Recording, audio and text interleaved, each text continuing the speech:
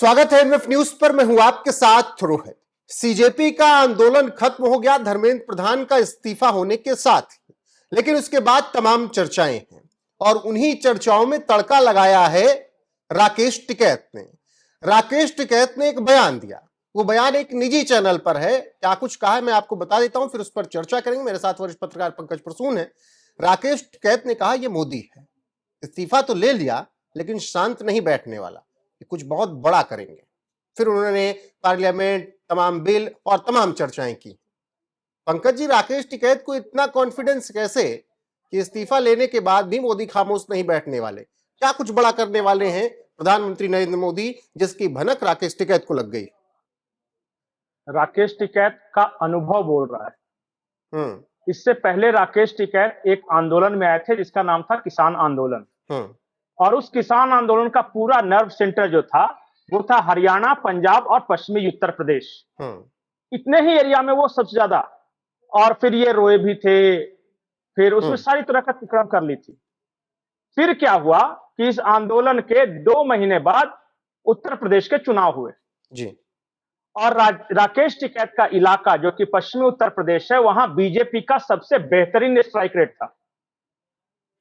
तो राकेश टिकैत को इस बात का अनुभव है कि ये हम शोशाबाजी जितना कर लें, मीडिया में जितना कवरेज कर लें, जमीन पे क्या स्थिति है उनको सब पता है।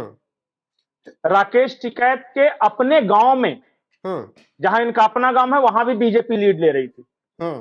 ये सब तो चुनावी मामला हो गया, ये तो कार्यकर्ताओं वाला। लेकिन ये राकेश टिकैत जो बात कह रहे थे कि पार्लियामेंट में कुछ बड़ा होने वाला है, ये खामोश नहीं बैठेंगे, ये थोड़ा समझाइए, डिकोड कीजिए ना। नहीं, बिल्कुल। देखिए, राकेश टिकैत को तो ये पता है कि इनको तो, अच्छा, विपक्ष को क्या मिला? धर्मेंद्र प्रधान का इस्तीफा, इससे उनको क्या फायदा? विपक्ष को तो कुछ फायदा हुआ नहीं, उल्टा उत्तर प्रदेश में नुकसान हो गया। पूछिए कैसे? जैसे ही धर्मेंद्र प्रधान ने इस्तीफा दिया, पूरे उत्तर प्रदेश 7% जो कि है कह रहे कि आवे बार अखिलेश हुआ, बताते हैं। पूरे पूर्वांचल में, खास करके मिर्जापुर, बनारस, ये सब जितने कुर्मी हैं बोल रहे हैं कि अखिलेशवा मेरे जात के शिक्षा मंत्री को हटवा दिया है, छोड़ेंगे नहीं। ओबीसी हटा के ब्राह्मण बनवा दिया, वो भी आरएसएस का। हाँ, तो 7% तो ऐसे ही चला गया। मैं सिर्फ कोर जो कुर्मी बोल रहा हूं, और अति पिछड़े जो उनके साथ आएंगे वो छोड़ दीजिए। तो अखिलेश यादव का वहां तो माइनस कर लीजिए। धर्मेंद्र प्रधान का इस्तीफा तो हो गया और उस इस्तीफे को लेकर नाच भी रहे हैं सारे तिलचट्टे। 5 स्टार में पार्टी भी हो गई। लेकिन उसके बाद जो होने वाला वो कोई अनुभवी आदमी ही बता सकता है। जो राकेश टिकैत है, इन तिलचट्टों से तो ज्यादा अनुभव है। इनको पता है कि जब जब इस तरह की बात आती है, मोदी कुछ बड़ा करता है। जैसे उदाहरण के तौर पे सबसे पहले शाहीन बाग किया, उसके बाद कोरोना आया, कोरोना में मोदी ने यूपीआई लॉन्च कर दिया पूरे देश में, सब टुंग टुंग टुंग टुंग पैसा वैसा करने लगे। नोटबंदी कर दी। करते रहो, तुम करोगे शाहीन बाग, हम करेंगे नोटबंदी, हम लाएंगे यूपीआई। पहला आंदोलन था। दूसरा, जब किसान आंदोलन हुआ तो उसके बाद मोदी को पता चल गया। उसके बाद देखिए धारा 370 हट गई। उत्तर प्रदेश में राम मंदिर का वाला फैसला आ गया था। अब फिर से तीसरा आंदोलन हुआ है और तीसरा आंदोलन में फिर से बल्ले बल्ले कर रहे कि जीत गए जीत गए जीत गए। लेकिन हर किसी को पता है कि जीते या हारे, और ये जो बड़ा करने वाला है ना, उसकी तैयारियों के बारे में कुछ कुछ अंदाजा बता सकता हूं। 150 company CAPF, central arm police force के लोग दिल्ली में हैं। देखिए, सीएपीएफ आप टाइप कीजिए और देखिए वो खबर आनी शुरू हो जाएगी। जी बिल्कुल। उसके बाद बहुत सारे क्रिश्चियन संगठन हैं जो अभी अमित शाह से मिलके गए हैं एफसीआरए पर। तो मिलने का असर यह हुआ कि अमित शाह ने कहा कि ओके, वेल डन। इन्होंने और कुछ नियम कड़े कर दिए मुलाकात के बाद।